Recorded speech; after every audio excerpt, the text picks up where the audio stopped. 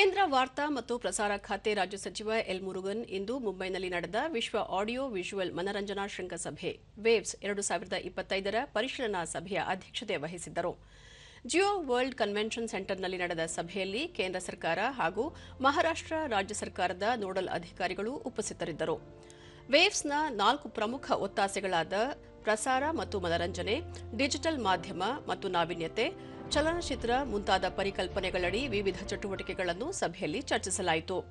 Waves Bazaar, waves X, Bharat pavilion, create in India challenges ಮತ್ತು ಇತರ ವಿವಿಧ ಉಪಕ್ರಮಗಳ ಅಡಿಯಲ್ಲಿ ಕೈಗೊಳ್ಳಲಾಗುತ್ತಿರುವ ಕಾರ್ಯಯೋಜನೆಗಳ ಬಗ್ಗೆ ಮಹತ್ವದ ವಿಚಾರಗಳನ್ನು ವಿನಿಮಯ ಮಾಡಲಾಯಿತು.